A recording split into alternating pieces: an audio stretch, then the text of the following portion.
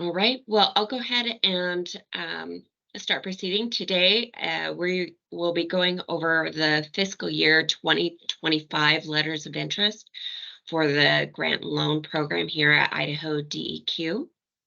And we'll go ahead and jump into the next slide and go over a couple housekeeping items. As you just kind of heard here, we are recording this training.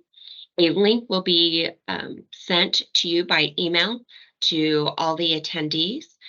We will be posting this video also on the Idaho Department of Environmental Quality YouTube page. So we do have what we call an SRF um,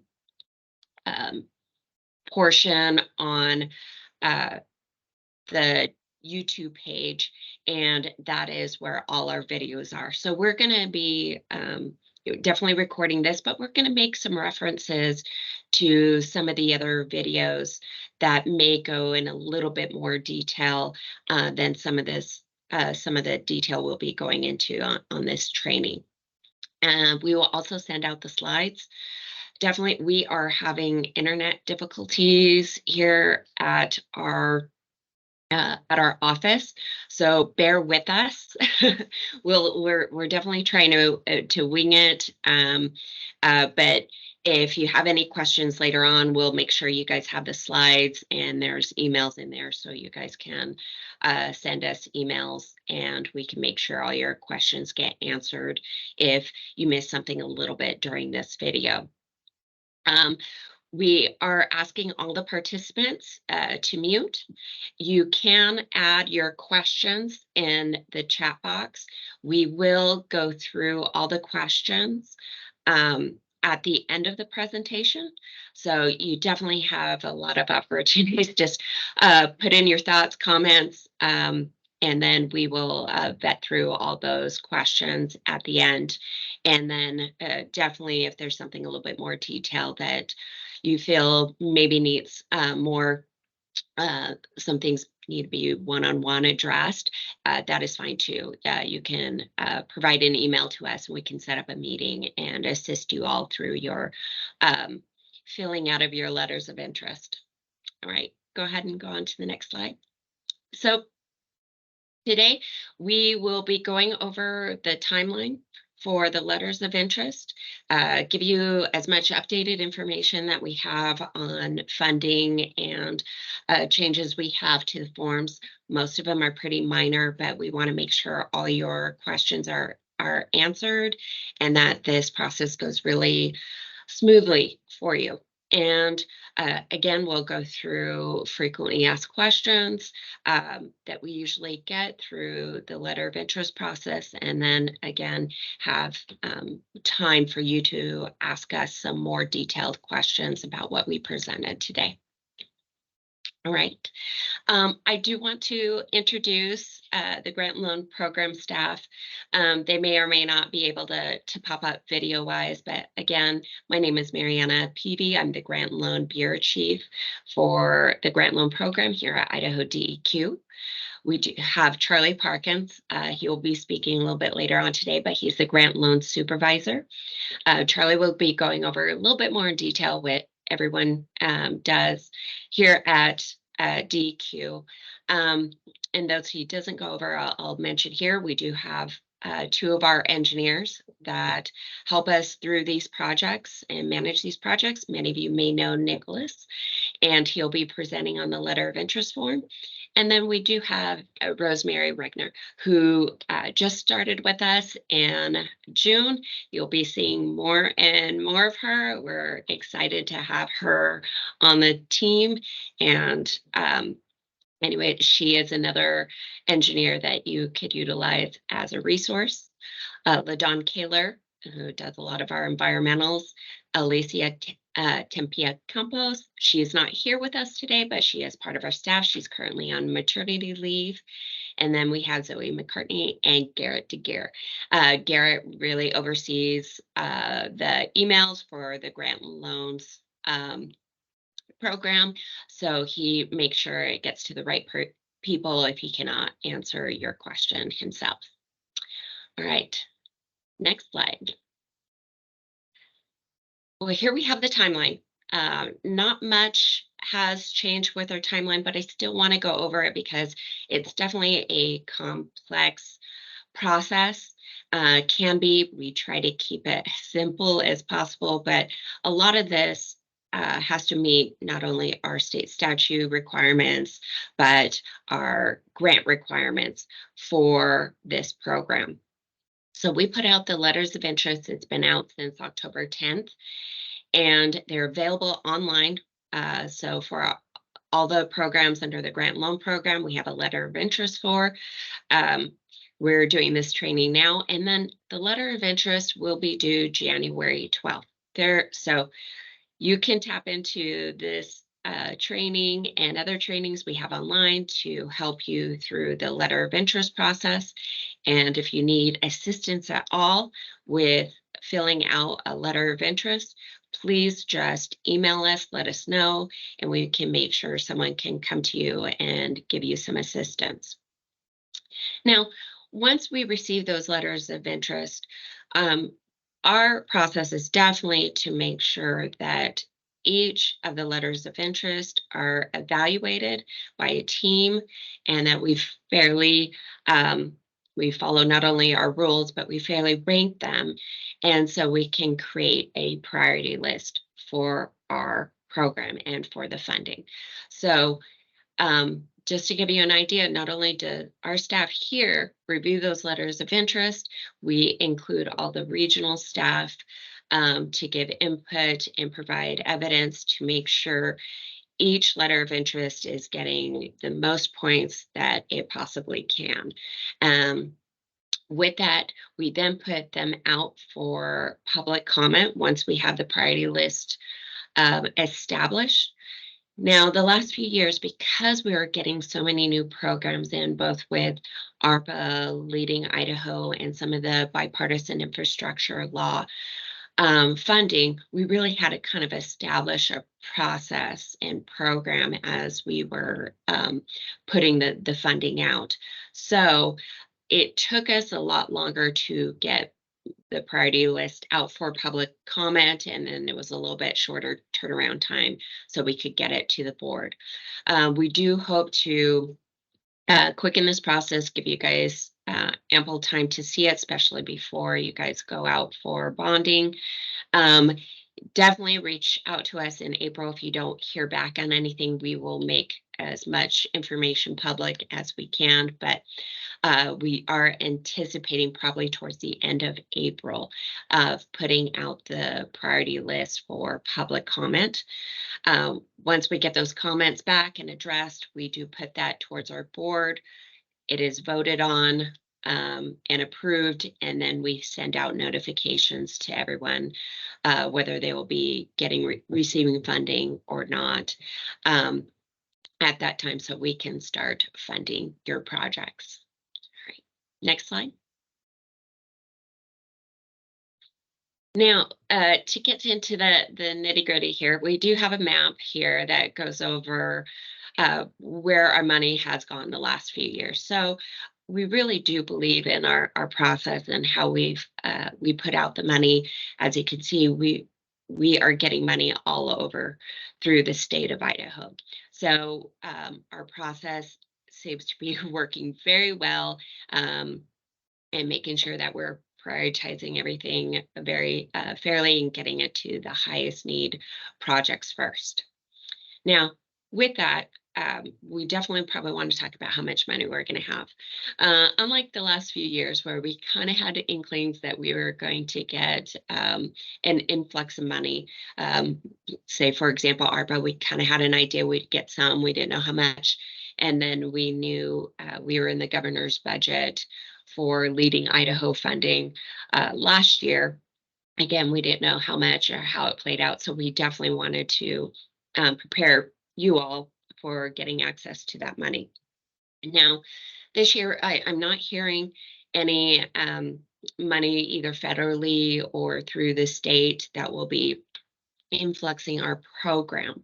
So we're kind of going, there are some changes, but we do have kind of a ballpark of what we're anticipating for next year. So with the drinking water SRF program, we get a base grant, and that is the capitalization grant we get usually every year through Congress, through EPA that comes into the state. We have the drinking water SRF program and the clean water SRF program. In the last few years, we've actually seen a reduction in funding for our consistent grant. Previously, we usually had amounts around 11 million for the drinking water and 8 million for the clean water. Last year, that was cut in.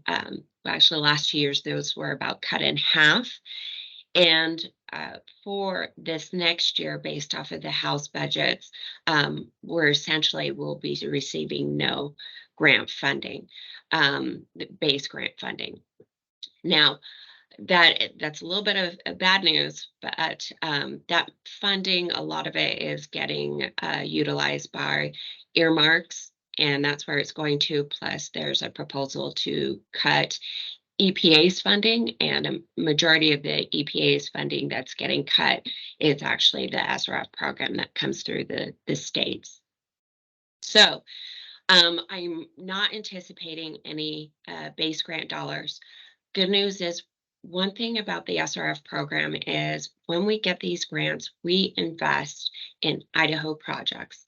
And when we invest in Idaho projects, these loans that we do come back into DQ, where we fund, again, Idaho projects. Now, we will be, so that's the recycled revolving nature of this program. So we do still have that revolving funds that's coming in. So all these loans that other program or projects have taken over the last 20, 30 years, that money is getting paid back into the program, which I can invest into new projects. So for drinking water, what's going to happen is I'm going to get supplemental money. That is called the bipartisan infrastructure law. There's some money coming in from the feds with that bill act. So even though the base is gone, I'm still getting drinking water SRF supplemental funding. And that amount of money is around $21 million. So with money getting paid back into the program and that grant, we should be getting around 25 to 30 million to have available to fund 2 new projects. Now, on the clean water side, again, even though we don't have the base, we will have the supplemental, and the supplemental funding is going to be around $8 million. So with the recycled money for next year, it's going to be a little bit tight, but I'm hoping that we'll have around $10 million to fund towards new projects. Now, for the planning grants, which we fund every year, again, no additional money there, but what we're putting aside for that funding is going back to what we had prior to the ARPA funding. So we are putting around 350,000 for drinking water planning grants, 350,000 for wastewater planning grants. We are putting those maximum thresholds. Please give us the total when you total cost of what you will be incurring for those planning grants. But of course, we'll give you the maximum, but it is important that you show us what the total cost will be. And despite the fact that we have maximum grant amounts that we're going to allow for. Now, a couple other funding that we'll be getting in that will be available for you guys, as well as we have an overflow stormwater grant. This next year, we're looking around 200,000 that will be available. And then we have additional bill funding. We have drinking water emerging contaminants funding.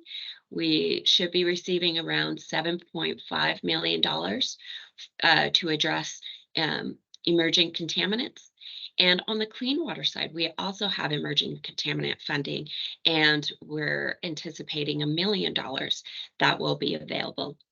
And lastly, we have the lead service line bipartisan infrastructure law funding, and that will be again $28 million. So we do still have a lot of money in certain areas to fund projects and to help your drinking water, wastewater systems. But with throwing out all these figures, I do want to kind of get a little bit in to the nitty gritty of kind of looking at what are our demand and the influx of money coming in. So if you could go to the next slide here. Now, historically, this just kind of shows a little bit of what um, we have gotten demand wise. We did communicate and have communicated that there has been an increase of demand for the funding, for our funding. And so you can see this large increase, definitely starting even in 2022 before bipartisan infrastructure law funding and before ARPA funding, we were seeing an exponential growth and in demands. So we had about $400 million that was requested of us. Obviously, we didn't have enough money there. And again, we're continuing to see an exponential growth. Now, here for 2023, we had $1.3 billion requested of us. And in 2024, we had $1.2 billion requested of us. Now, to kind of let you know here, there I think is some thoughts that the only reason why we had this high of a demand is because we had ARPA money and Leading Idaho money coming into us. We have been trying very hard to communicate out that that is not necessarily the case. The reason why we have a high demand is we have a high need in the state of Idaho. And the state revolving fund, when we get this letter of interest process, when these come in, when you submit the letter of interest, it's so, so important you submit a letter of interest to us, even though you might go, well, having 300 million for drinking water SRF versus having a demand of, say $500 million for drinking water projects, your chances of getting money from us is slim. But the thing is, this our letters of interest that come in is the only touch point I have to talk to our congressmen, talk to our state legislators to show them what you guys need. And so what I'm hoping is to get a lot more support for the SRF program or some other federal agencies here that service Idaho projects to say we need more money to help support the projects that you guys have and the reason why you guys are here on the letter of interest call. So definitely still submit your letter of interest. Again, if you need help doing it, we will help you. But again, it helps us show that there is still a high demand in Idaho and gives me a tool to try to bring in more money into the state revolving fund program so I can help you with your project. So we know we put out a lot of planning grants in the last couple years with this demand. So again, are these projects ready? Are they coming forward? All the projects that we weren't able to fund this last 2 years, please still come forward and submit your letters of interest. So again, we can show what the actual need is in the state. Now, if you could go to the next slide. Again, I kind of talked about that future needs, but I did go over the appropriations and kind of where we're at now. I know that you guys want to see these numbers. Please know that they are estimates that I'm giving. So with the drinking water be 25 to 30, this is an estimate. About $10 million for clean water. Again, that is an estimate. We definitely have to kind of wait for Congress to finalize some numbers. And definitely we are still working through a new accounting system. So I don't have up-to-date figures to give you. This is something we do need to work through over the next couple months so we can give you more accurate numbers. I don't have them on the website, but I definitely will work on it, on trying to make sure we communicate that out frequently as you guys are planning. But I think first and foremost is making sure that you guys plan to submit a letter of interest for the different funding sources that we have for you. And that being said, I think what I'll go ahead and do is now pass it on to Nicholas so he can get into the nitty gritty on the LOI forms that I have told you to submit to us so we can help fund your project. All right. Thanks, Mariana. Good morning, everyone. So we're going to take just a high level flyby of the LOI forms. We're not going to get into a lot of detail this morning. We will provide some resources for additional detail of how to fill out these LOI forms, but we're just going to kind of take a look at these and give you some tools and resources to dive into the details if you need to. So first and foremost, we have 4 base LOI forms is what we call them now that you're probably familiar with. The first one being the clean water letter of interest. And the clean water letter of interest really is geared towards your traditional wastewater treatment plant projects, collection system, traditional wastewater projects. There is a broad range of eligibility for clean water projects, but traditionally those have been focused on wastewater projects. And so if you have a project that's going to improve surface water or groundwater quality, feel free to reach out to us and see if that would be eligible. And chances are it would probably fall under this clean water loan. And so these are low interest loans for construction projects that would benefit surface water or groundwater. The second letter of interest form, so click next on the slide, is our drinking water letter of interest rating form. These are, as the name suggests, these are drinking water specific. So if you have a public drinking water system this is and you have a construction project, this is the form that you would be filling out. The next form is for our planning grants, the wastewater planning grant. This is specific to wastewater systems, and as Mariana had mentioned, this is for those planning grants. And then the last base LOI form is for the drinking water planning grant letter of interest. And again, this is to develop a planning document for drinking water systems. So those are the 4 forms we have, base forms. And the good news is we haven't really made any changes from last year. Really, we've made a few tweaks to some of the information, but it's really similar, almost similar enough that you can kind of cut and paste from last year. The one thing that you will see that's different is the look. We have kind of a new look to the LOI forms. It's more of a table format than a Word document format. We're hoping that that's going to improve some of the functionality to be able to fill out the forms.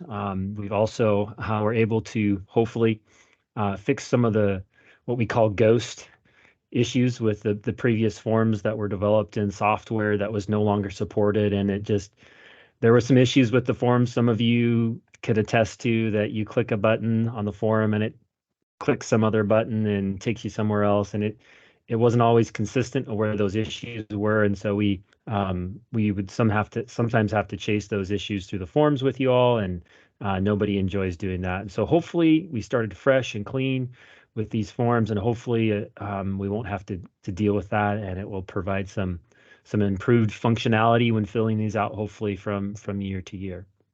So those are 4 base forms. We'll go next slide and look at the supplemental LOIs. And so these are new pots of money that came with the bipartisan infrastructure law funding. Mariana's already kind of spoken to those. And so we actually have separate letters of interest. We started this last year. Many of you might remember, we have separate letters of interest for these different pots of money. The first one being the emerging contaminants, so the drinking water emerging contaminants.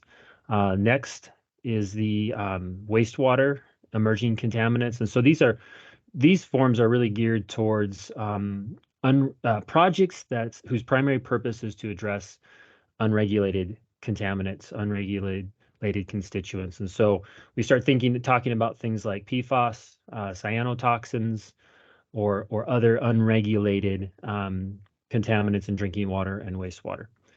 The next supplemental LOI form that we have is the lead service line replacement LOI. And this is a fairly large pot of money, like Mariana alluded to. And this LOI is going to be specific to doing lead service line inventories or replacing lead service lines. And then last but not least is the sewer overflow and stormwater grant. And this LOI is really focused on planning efforts for collection system work and/or stormwater planning efforts. And so those are the four what we call supplemental LOIs. So we have four base LOIs, four supplemental LOIs. And in many ways, these supplemental LOIs are meant to kind of complement or can be additive to the base LOIs. And so that's going to be one thing as you're thinking through this. If you have a general drinking water project, but you think you want to pair that with treating PFAS or cyanotoxins, you can combine these two LOIs, can be additive in nature. We can add the two pots of funding together. We can rank these LOIs together. You'll still need to submit separate LOIs, but the project itself can receive multiple, funding sources. So that's one thing to kind of think through, and we're happy to brainstorm a little bit if you have unique projects that fit that definition of having multiple purposes or being able to use multiple funding sources. So again, 8 LOIs. It can be a little bit confusing sometimes for you which LOI to fill out. We're happy to answer questions, get you in contact with people that can better understand your project. And again, as Mariana mentioned, if you have questions on and need help filling out these LOIs, reach out to us and we can get you connected with either RCAC or Idaho Rural Water. We have some ability to send some of those folks. I'm sure many of you know folks that work for those organizations as well. They're great folks that can help you define your project and fill out on LOI for submittal. So again, email us at grants.loans@deq.idaho.gov, and we can get you connected to one of those service providers. So next slide. Additionally, one of the new things that you will see on the LOI this year, and I wanted to just kind of highlight this, is under Section C, which is in the base LOIs.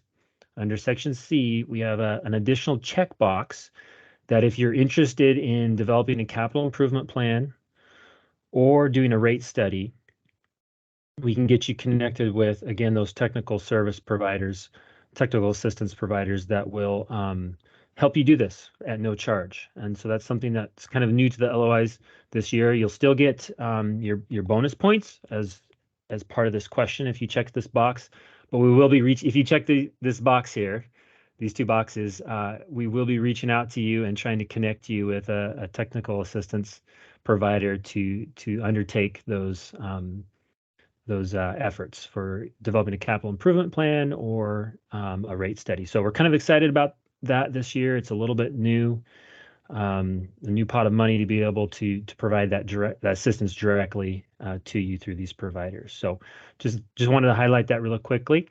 Next slide, we're going to do just a kind of a high level flyover of the letters of interest. Again, not a lot of information is provided here. Section 1 is the project information. And so there's 3 pages here. We can kind of click through.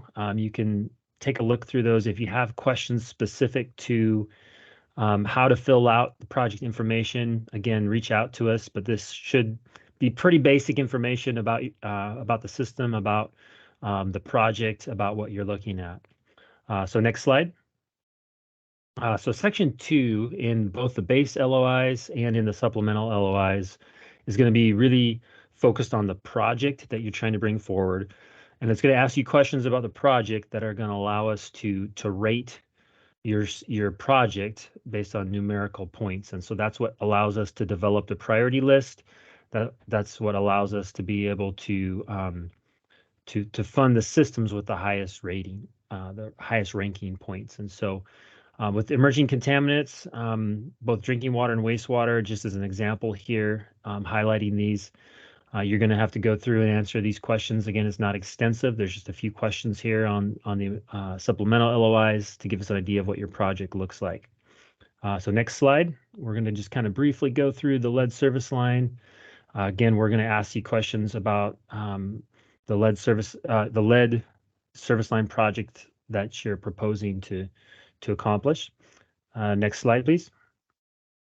Same with sewer overflow and stormwater grant. We're going to ask you questions specific to the planning effort that you're undertaking, and it's going to give us the ability to rate those projects either with the base LOIs or separately. And so that's one thing that will allow you to score a little bit higher on these supplemental LOIs if they are paired with a base LOI. Otherwise, there'll be a standalone LOI for these supplemental LOIs, but you'll still be able to be ranked as a standalone. All right, next slide. So section 2B is about the affordability disadvantage status. And so there's a fair amount of information you'll need to fill in about median household income and the rates, user rates for your system. This allows us to compare your rates and median household income to the criteria and our rules. And if you qualify as disadvantaged, it positions you to receive a little bit of additional principal forgiveness or the last couple of years grant funding as well. And then last but not least is the authorized section 3, the authorized submitter. That needs to be filled out, signed, and submitted. So that's really a high level overview of going through kind of your typical LOI, what that will look like. But we do have some additional resources for you. So next slide. And Mariana talked about this. This is our YouTube page. We have a number of videos that provide step-by-step kind of instructions on how to fill out those base LOIs and those supplemental LOIs. On the next, you'll see here, it just kind of highlights a couple of those training videos. You can go and click on them and follow through the process in detail. So we do have a link here, and I believe that's going to be provided in the chat as well if you want to go on there and spend some time YouTubing really exciting videos. So, all right. So with that, I think we're getting down towards the end here. One last slide for me. So next slide. I just wanted to plug our customer handbook. So this is where you go to find the most up-to-date information, and it really walks you through the whole process from the letters of interest, which is what we're talking about today, all the way through the funding process, funding applications, all the way to project delivery and closing out a loan or a grant. And so it really is meant to be a one-stop shop. The other thing that you'll see too is we keep this up to date. So there's a revision log you'll see on I believe it's the second or third page, and it shows you that we're keeping this up to date, and it gives you a little idea of what's been changed since the last time maybe you downloaded this customer handbook. So go to our website, make sure you have the most current edition of this customer handbook, and it's really going to be it's really everyone's playbook to be able to deliver these projects and get this funding to places where it's needed. So with that, I am going to hand it off to Charlie to wrap up our presentation. Hello, everybody. I am Charlie Parkins, Grant Zone Supervisor. If I'm talking, that means we are on the home stretch. So lunch is getting closer for everybody. A few frequently asked questions that we tend to get every year. The first one really applies for the loan funding versus the wastewater grant or the grants is, do we need a DEQ approved facility plan for construction funding? And so it's kind of a yes and no. In order to get the funding, you will need to complete the facility plan and get the environmental done and all that kind of stuff. If you don't, you can still submit a letter of interest, But when it comes time to ranking these letters of interest, if we have two systems that have virtually the same amount of points and one of them has completed the facility plan, they've completed the environmental, they have their ability to incur debt and all that kind of stuff, that means that they are much more likely to put those funds into the ground and use them quicker. So they will most likely be the ones that we pick to give funding to.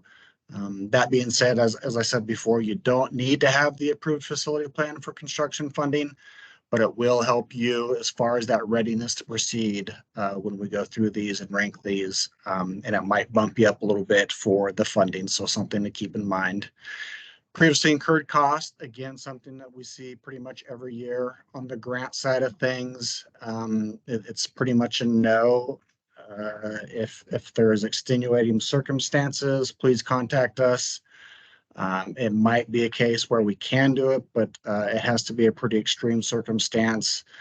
The caveat with that is we can't allow for the cost if they've already been incurred. So this needs to be approved in writing before the costs have been incurred. That's probably the biggest thing. On the loans, we're a little bit more flexible, but on the grants, it's pretty much a no. So if you know that you absolutely have to start, you've got, compliance agreements or consent orders, something like that in play, and weather's becoming a factor, and several things are against you, contact us, and it might be a situation where we can allow it. But for the most part, previously incurred costs, not an eligible thing that we can do. The third one, how do we manage single projects? As Nicholas mentioned, we have a lot of different pots of money, several different LOIs. If you see, if you're a system that could potentially be using a couple different pots of money, reach out to us, and we can help you guide or provide some advice on which kind of LOIs to be submitting and the guidelines, and try to guide you along as far as what is needed. This one here. I think Mariana mentioned this. Middle deadline is January 12th, 2024. This is a firm deadline. I think Mariana mentioned it. We have a pretty strict timeline, and last year we actually ran a little late. So that deadline is a firm deadline. The following week we start ranking these letters of interest, and if they're not in there, they're not going to get ranked, and they're going to get left off the priority list. So what is it, October, November, early November? Should be plenty of time to get the letters of interest submitted to us, submit them to the grants.loans email, and we can rank and rate those and make sure that you're getting on the priority list for the next funding cycle. So please get those in by the 12th. Garrett. Contacts, Mariana kind of briefly went through some of these. I will be the contact for a majority of the loans. Alicia is listed as the clean water loan contact. As Mariana mentioned, she is out on leave through the end of the calendar year. So those kind of questions can be directed to me or to the grants.loans, and then they'll get redistributed to whoever needs to see those questions. For the OSG or the planning grants, Zoe will be the contact here at the state office for that. So if you have questions, reach out to us for those, Garrett. And then the slide here, the regional office contacts. For those you don't know, we do have the regional offices. The people listed here are great references or contacts. If you have system-specific questions, these would be people that you can contact and ask them, and they can guide you if it's a system-specific question versus maybe a general question that the rest of us could answer. So definitely reach out to the regional offices as they can guide you along on some of the system-specific stuff. And I think this is the final slide. Again, go to our deq.idaho.gov SRF website for the LOIs. I believe they're right in the middle of the page. There's like several of them.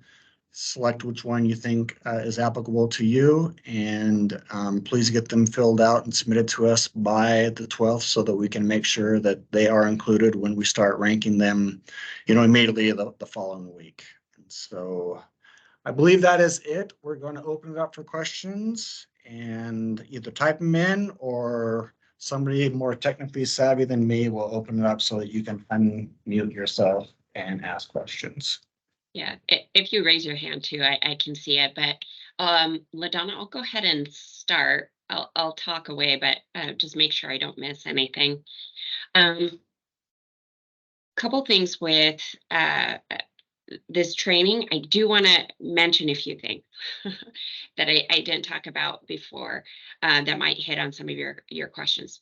One, we do explain the SRF program and how we work on some videos on the YouTube page. Our funding is available for the drinking wine side, public drinking water systems qualify for our funding. On the wastewater site, again, if you are disposing of wastewater, you most likely will qualify if you are either a municipality or a nonprofit system. So on the wastewater side, you do need to be a nonprofit. Drinking water side, it's mostly if you're public system, we can help you out. Now, couple things with how we work and who we qualify for. We do have a training on our UT page for that. However, we will go more in detail about how our program works in a December training. We are partnering with other funding agencies. I think December 5th and 6th to go over our funding package and how we work together. We do here in Idaho have a great relationship with the other funding agencies. We keep informed on who's funding what, and we really are trying to meet the needs of the state. So one thing that they do, a lot of these funding agencies, they do utilize our priority list process. They look at who we're funding or who's on the priority list, and they do try to make contact with those folks and create relationship and try to fund your project. Again, the priority lists that we develop are utilized by many people in the state to know what projects are needed and how we can come in to help. Some of the other funding agencies we partner with is USDA Rural Development, Department of Commerce and their block grant program, Idaho Department of Water Resources, Army Corps of Engineers. I feel like I'm missing someone, but we do work with those other agencies to really talk about the needs in the state, and we use the priority list process as our really a good starting point of knowing what's going on in the program. So I will kind of start to go through here, and LaDonna might have you direct me on some of these questions, and I'll kind of answer them or point them out to other folks. Yeah, the first few I think you kind of answered, but if you want to hit on them again. Okay. One was from Adam. Are the figures listed on the website, and then the follow-up one from Christina about the numbers. Okay. And the figures are currently not on the website. We don't quite know what they'll be until all the, usually till we're putting out the intended use plan. So everything that I'm giving are estimates. And so we have a little bit more concrete numbers in the spring. But for the drinking water SRF, I'm looking between $25 and $30 million of availability. Clean water around 10 million. Planning grants, 350,000 each. The stormwater grant around 200,000.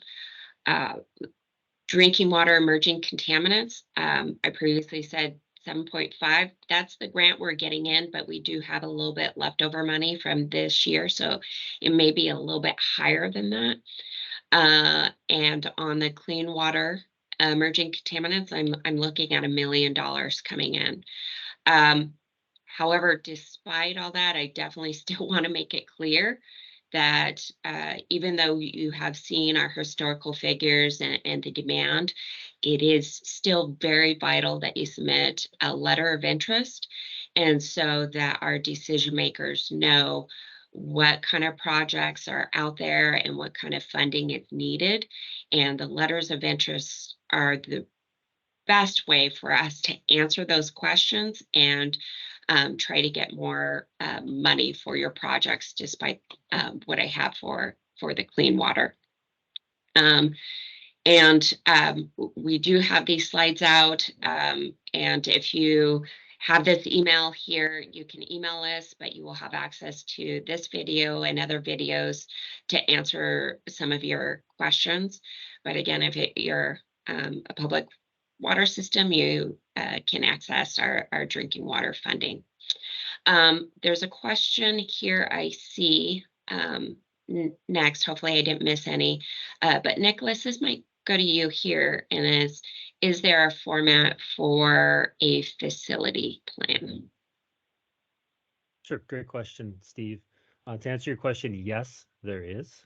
And so if you go to our customer handbook on page 7, there's a outline and a checklist for the items that need to be included in a facility plan. And you can see those, find those again in our customer handbook under the list of attachments. It's page 7, I believe. And it's form ENG 01, drinking water, SRF outline checklist for planning documents. So that'd be for drinking water. Or on the wastewater side, it's form ENG 02, which is a wastewater SRF outline and checklist for planning documents. So if you follow those two, checklists, whether you're drinking water or wastewater, you're going to meet all our requirements for both the engineering side of a facility plan and the SRF side of things. So you're kind of trying to kill two birds with one stone when you get a drinking water or wastewater planning grant through DEQ. You're going to be meeting the engineering requirements of a facility plan, and you're also going to be meeting the SRF requirements, the funding requirements for that facility plan. And so if you follow that checklist, your engineer follows that checklist, it should be pretty much a slam dunk.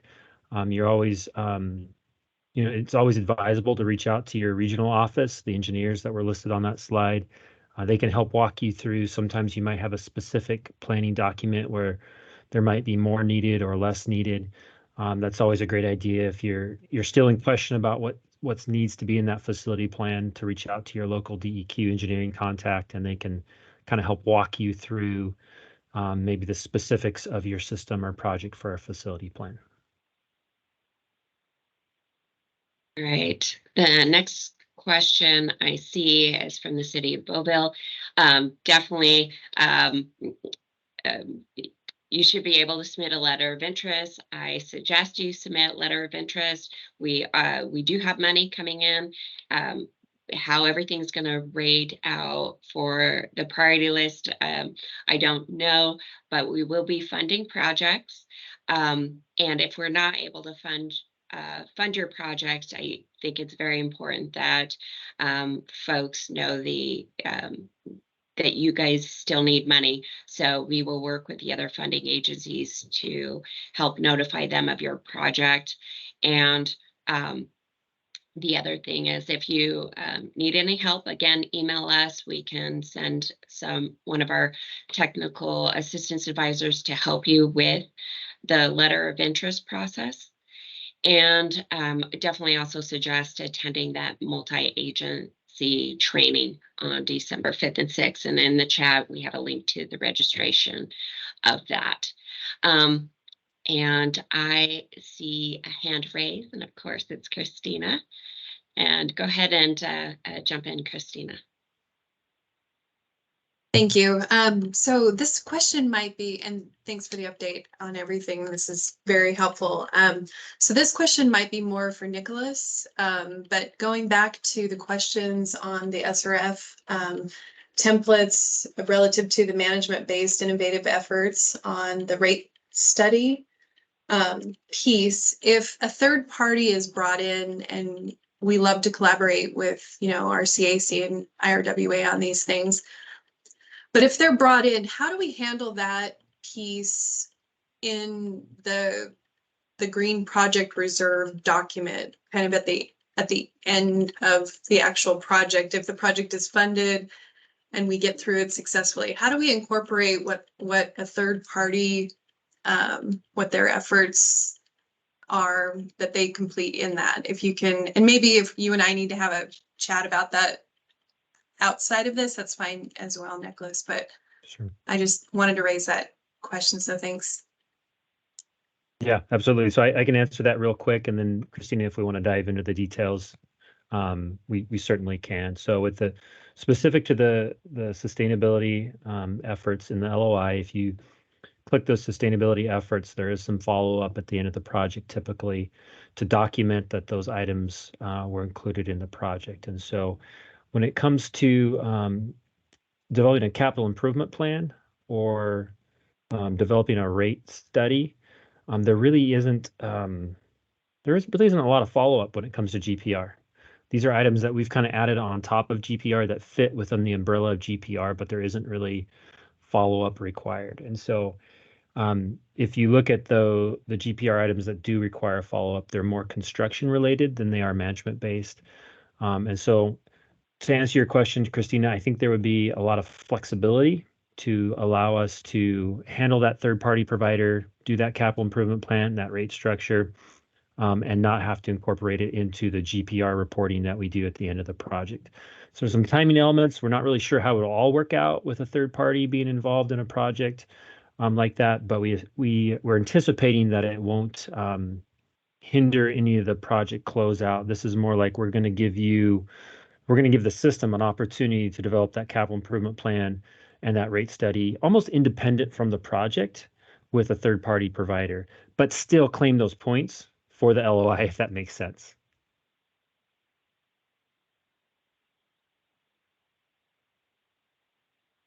All right, we had a question that got skipped over, Mariana, from Riverside Water Users HOA, about new at this and not sure this is applicable for my small community well. Can someone contact me about a specific question? If you share your contact information with us in the chat, we can follow up with you, or send us an email at our grants and loans email.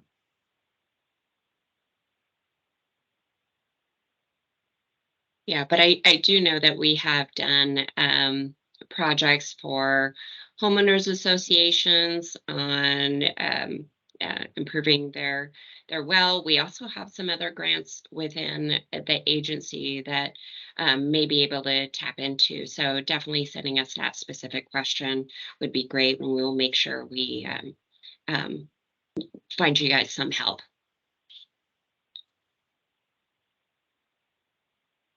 Right? Is there anything else? Okay. It looks like we're going to give you about 5 minutes back at your time. And again, you guys will be getting the slides for reference. This video will be posted on YouTube, and then you can ask us questions and we will help you through the letter of interest process. Thank you, everyone, for your time.